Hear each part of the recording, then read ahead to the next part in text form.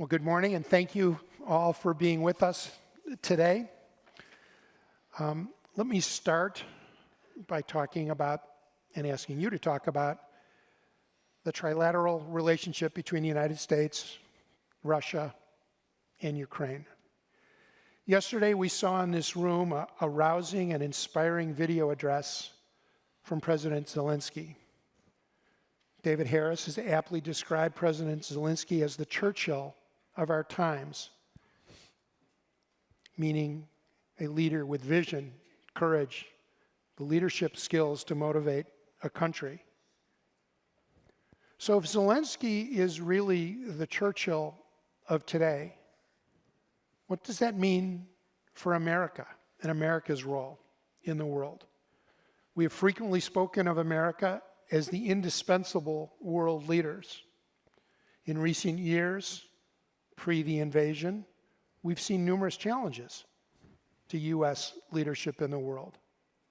The fraying of NATO under President Trump, the retreat from Asia, cancellation of the Trans-Pacific Partnership, the withdrawal from Afghanistan under President Biden.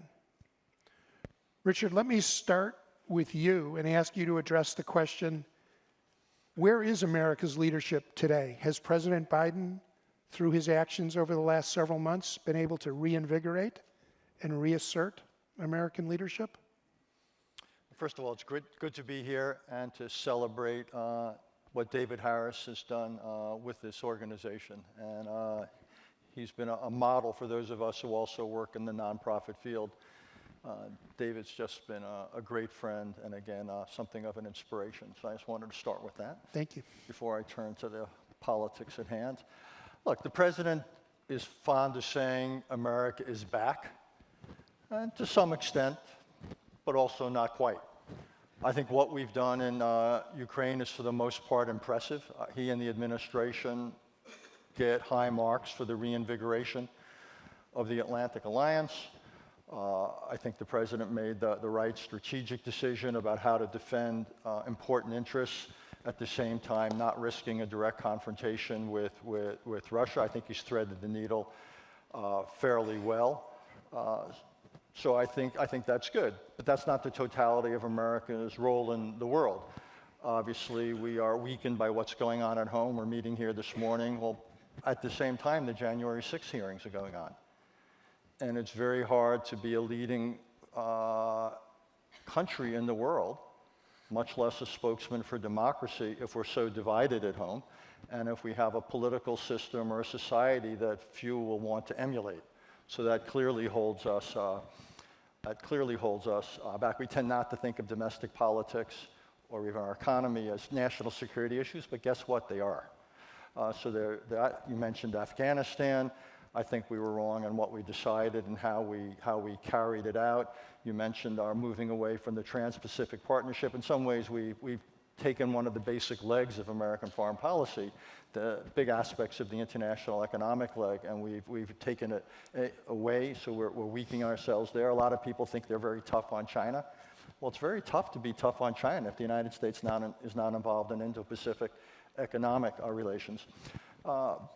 But we can go around the world, and we don't have the time for that. I'd simply say it's a mixed bag, and I don't think what we have at the moment, though, is consensus in this country about the scale of our role in the world. We still see fundamental debates about how much foreign policy to have.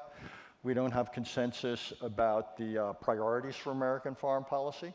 We certainly don't have consensus about the use of military force. So yes, I think there are, again, the Ukraine thing is, for the most part, we've gotten it right, but I don't think one can say because of that we've got it right across the board. Unfortunately, we have not. So let me flip to perhaps the other side of the foreign policy equation. The Washington Post had an interesting commentary this morning. They described Putin's motivations, quote, as a narrative of mythic destiny that supersedes any geopolitical imperative and which has sent Russia on a collision course with the West. Walter, let me turn to you. Do you think we have learned anything Or is this just obvious in terms of Putin's intentions? Have we learned anything that's new and different post-February of this year? I think if people hadn't noticed before the kind of leader Putin was, he's made it harder to ignore. But, you know, Putin, I think, Putin attacked Georgia in 2008. At that time, he was very cautious. He waited until the U.S. was in the middle of a contentious election. President Bush was low in the polls. We had a major financial crisis, and he struck, and we essentially did nothing. Then the next time he went for Crimea and Donbass on a larger scale, and while this time the response was bigger, it wasn't serious. And so Putin has kind of feels that he has read the West. That's what he thought before February 24th, and I think he may not be completely disillusioned yet. But yes, the idea of restoring Greater Russia, of reincorporating in some form Ukraine and Belarus and other ex-Soviet territories to the east. Russian intervention was decisive in a recent crisis in Kazakhstan. He has been moving out, and yeah, I don't think we should be very surprised that that's what he's about. As we were speaking before the panel, famous Russian historian Richard Pipes has written for years that there's nothing new under the sun with Russia, that it's an imperialistic, protectionistic regime, and this is all eminently predictable. Well, one of the most discouraging things, if you write about American foreign policy, is that George Kennan's essay on the Foreign Affairs X article, basically George Kennan's core point was our problem with these people is not that they are Marxist, it is that they are Russian. And actually went into a whole argument based on Russian history and culture about both Russian ambitions and a clash between Russian and American understandings of how the world works. It was sort of depressing to see at the end of the Cold War, but he says, he was the author of Containment. He was a genius. Boy, that Kennan saw it all coming. And now that they're not communist, it will be easy to be friends with the Russians. So you can write the most influential article in the history of American foreign policy and find the entire American political establishment get you completely wrong, even as they hail your genius. This is really discouraging, let me tell you. But at least he published it in Foreign Affairs. And you can still get it in the archives. Constanze, let me ask you, in terms of what have we learned, what can we conclude, what should we conclude, both Germany and the United States, about Putin's difficulties in asserting military power? Obviously, the campaign has not gone the way he expected it to go, Putin. On the other hand, recent information makes it sound like he may be achieving what his objective was in the East. What should we take away from this experience? Well, first off, I want to say also thank you for inviting me here.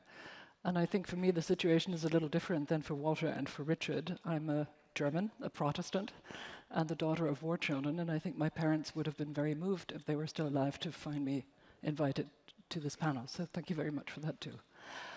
On Russia, I am in the pessimistic camp, both on Putin's goals, and while I think we must acknowledge that his military capabilities have been shown to be weaker, his tactics to be weaker, I think he has one advantage that the West does not have and that Ukraine does not have, which is that for him there are no limits.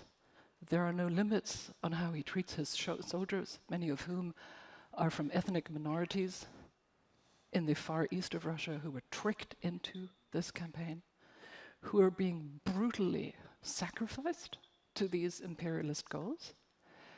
He is pounding Ukrainian infrastructure into the dust. He's obliterating cities, human habitation and infrastructure, and he's killing civilians recklessly in ways that obviously invite comparison with the Nazis in the 1930s, the Second World War, and Hitler's campaigns of extermination. It's hard for me to say that because these comparisons, for all the obvious and correct reasons in Germany, are fraught with moral danger and with factual danger. But I think it's necessary to say at this point that we haven't seen anything like this since then. And I think that that has consequences for the way we should rally against it. So let me follow up on that. If it is as relentless, as focused, as amoral as you are suggesting, and the evidence is overwhelming that it is, has the West properly calibrated its response? We're looking at gas prices in the United States that are approaching $6 a gallon. Are we really willing to take the steps necessary to impose even more stringent sanctions? Well, I think the evidence on that is mixed. I'm going to say, and I said last week in testimony before the Helsinki Commission, that I think that there are many honorable reasons for the very carefully calibrated response by the Biden administration together with its European allies. Yeah. And I think, again, it comes back to what the obligations that Western governments feel towards their citizens and their voters, which is to attempt to balance the cost and the benefit of their policies and to not have the cost exceed the benefit. Right? And so a lot of this very careful response, the ultimate goal of which is to signal to Moscow every day, we do not want to be parties in this war. We are supporting Ukraine for moral reasons and for reasons of interest, but we will not engage on our own against you. I think that's honorable, but possibly ultimately doomed. Doomed to failure, I mean. Doomed to failure because I think that Putin is on an escalatory downward course that somewhat resembles an avalanche. I'm not sure that he could stop himself if he wanted to. I think that there is an inherent logic to his actions that I think will not allow a reprieve, of pause, of sincere negotiations. I think it would be literally a death sentence for him if he retreated, and that therefore escalation dominance is in his hands. And I think the only thing that we can do at this point, the only thing literally, is to raise the cost of his actions in such a way as to make his inner circle rethink the cost of continuing to support him. That's the only thing I can see.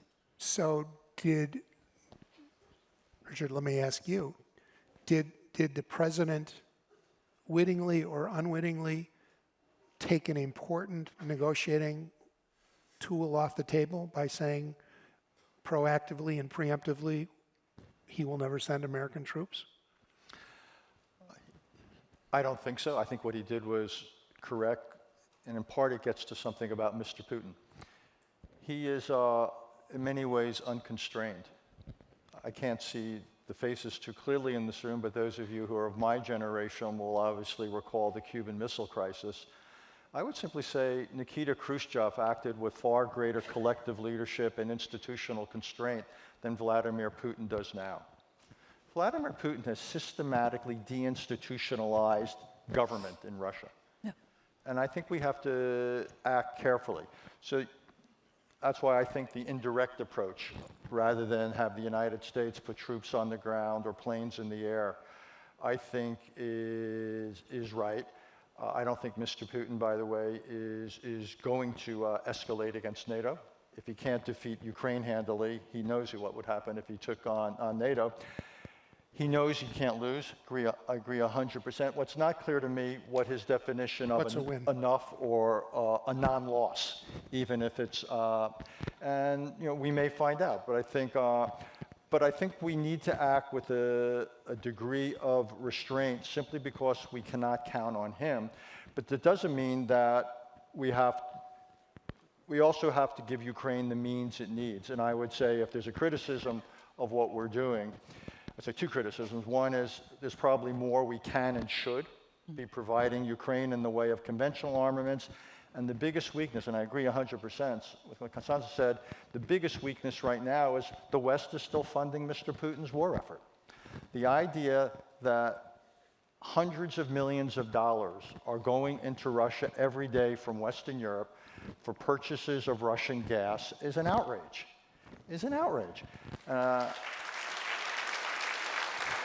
And so my view would take the economic contraction, shut it down, at least put tariffs on Russian gas exports to reduce demand for them. Are we doing everything possible we can to accelerate the transition from a gas-dependent Europe, Russian gas-dependent Europe, to other sources of gas or to other energy supplies? I don't think so. So there is more we can and should be doing to cease funding the war effort that is doing exactly the sort of destructiveness we're seeing. In the words of a prior administration, let me pivot to Asia.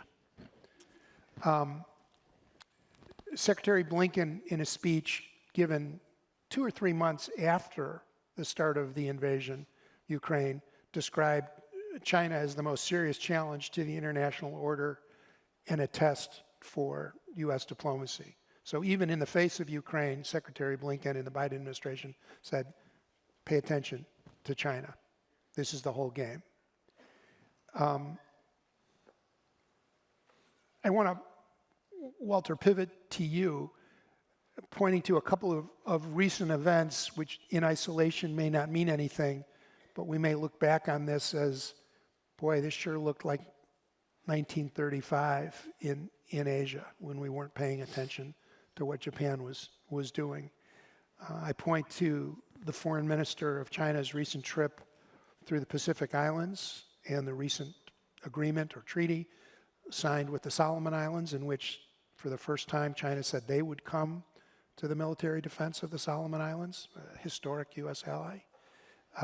The launching of a third aircraft carrier by the Chinese military, which tend not to be assertions of peaceful military force. Reports that China has entered into an agreement of some sort with Cambodia to open a mutual naval base in Cambodia. And this is all on the heels of port agreements in the Middle East and in Africa. Are we paying attention? Are we on top of this? Do we see what's coming?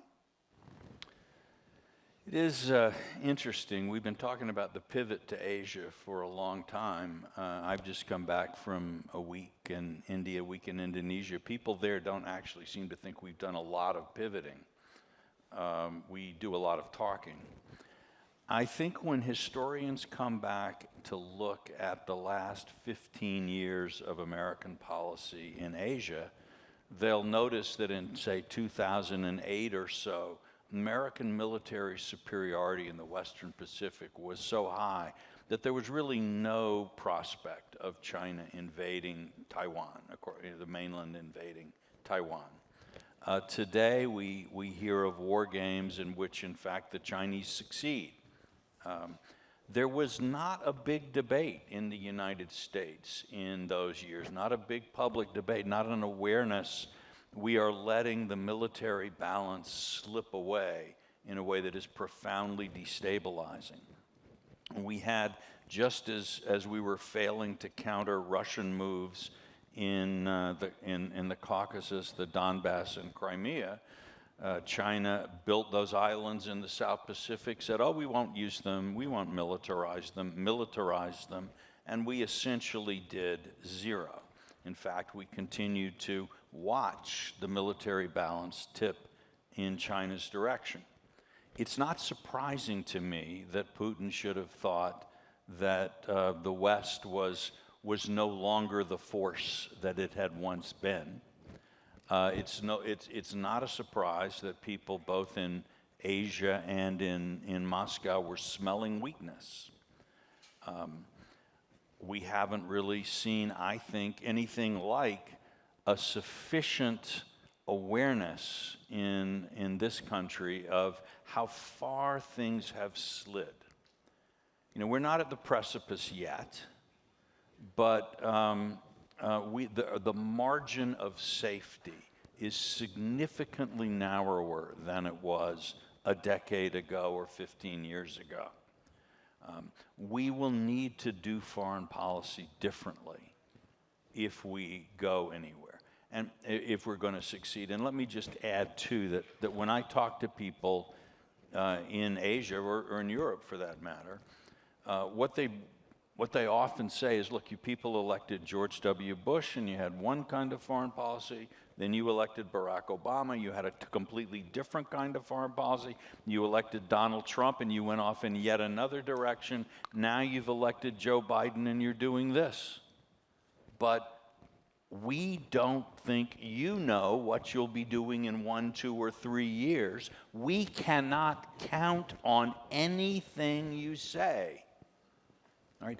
That is a tremendously destabilizing condition, when neither our adversaries nor our allies nor neutrals believe what the President of the United States says, or believes that the United States has a steadfast view and will continue to operate. So this American weakness, which is not a weakness of the Biden administration, Trump administration, or the Obama administration, but an underlying weakness in our national strategy, in our national consciousness, one could say, is maybe the single most destabilizing factor in world politics. And if you look at the Biden administration polling, I think today he's under 40% in the average. There are a lot of people out there thinking, well, after the midterms, it's going to be a completely different picture in the U.S. And in 2024, we might have Donald Trump back. So let me double down on the point that you just made, because you were, I think, making the point that there's been an inconsistency, maybe even an incoherence over the structure of the last several administrations. I didn't tell you I was going to do this, but we're going to engage in a test of your memories and acumen. One of you wrote this.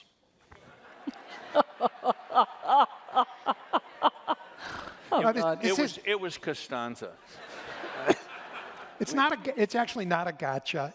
You looked very prescient, but you get extra points if you remember writing it.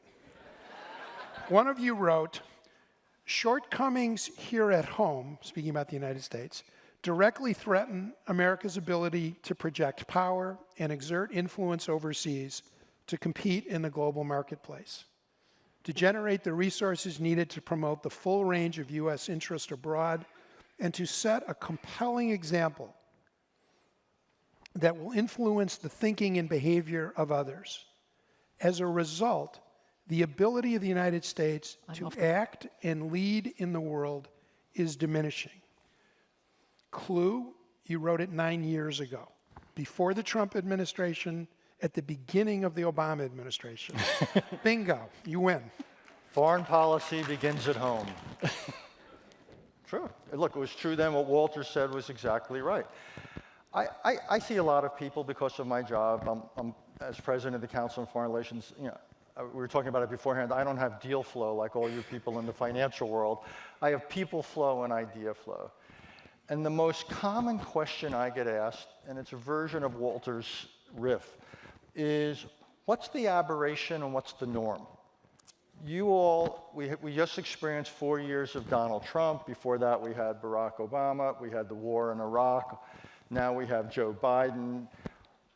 What comes in the future? Is Biden the aberration and Trump represents the new norm? Or is Trump a 4-year aberration and now we're back to something else? So we have tremendous uncertainty as to what we stand for. To use a sports analogy, foreign policy used to take place within the 40-yard lines. Increasingly, we've brought it to the end zones. And that's a very, very different American foreign policy. And then, think about American society. The other question I get asked the most, what's going on with you all?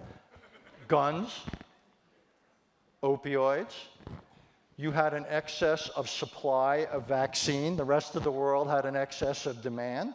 January 6th. January 6th. And people go and they say, what happened to the United States I knew, the one I studied in 20 or 30 years ago? Because so many elites around the world had the opportunity to come here and do their undergraduate or graduate work.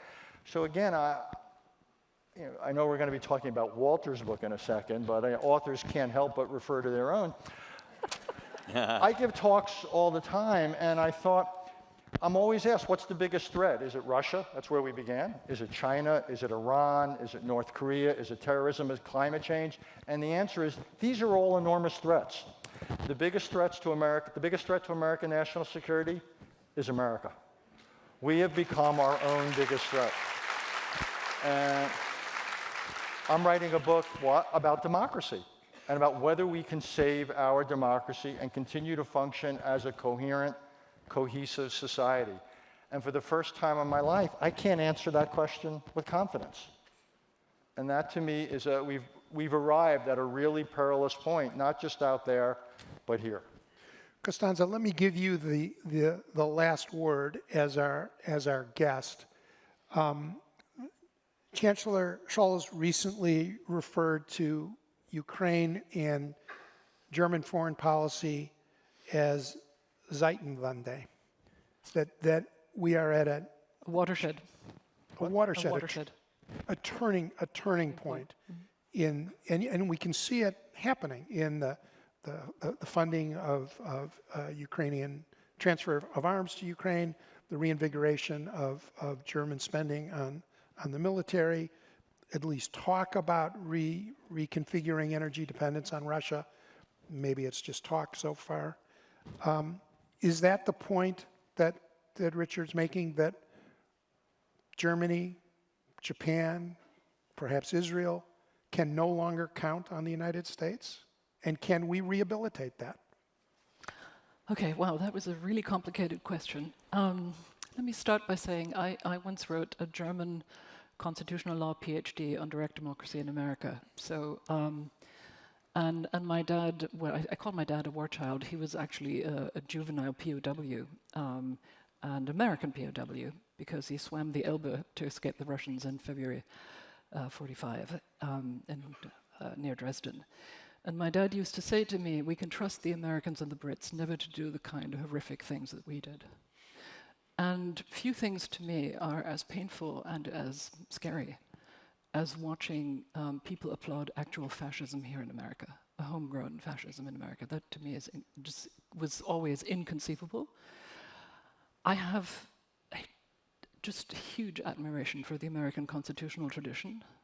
And to me, this is profoundly un-American. And I hope that this country manages to deal with this temptation and with its issues. But I do also want to say, I appreciate Walter's and Richard's sort of self-criticism, but I do also want to say that we as Europeans need to carry a greater burden. I think that what the Germans are doing right now and the Europeans are doing right now is actually historical. And I think they're going to go on doing it simply because Putin is not going to stop. We're going to be forced, much more will be asked of us. When I watch what we're doing it and how we're doing it, when I watch Scholz communicating or rather not communicating, I'm often frustrated, sometimes ashamed. I think we're taking too long to uncouple from Russian gas. We're taking too long to deliver heavy weapons to Ukraine. All of that guilty as charged. At the same time, I am seeing a shift.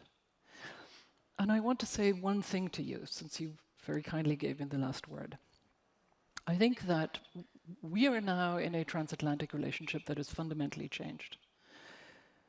We do understand the peril that we're in Europe, and the Germans understand it. I am utterly convinced of that. It's the loudest idiots who don't, but I wouldn't take them that seriously. But I will also say to you that I think that we are now dependent on each other in ways that we used not to be as Americans and Europeans, in a time when we are seeing our adversaries weaponize economic interdependence against us. European regulatory power and economic power and its single markets are actually force multipliers for America. I think that the sanctions that we've promulgated against Russia, which are massive, would not have been this impactful had it not been for the Biden administration's embrace of Europe. And I hope we continue to keep that in mind. I don't think we can handle the Chinese as adversaries or the Russians as adversaries if we allow ourselves to be divided. And so my greatest hope for the future is that we manage to stick this through together.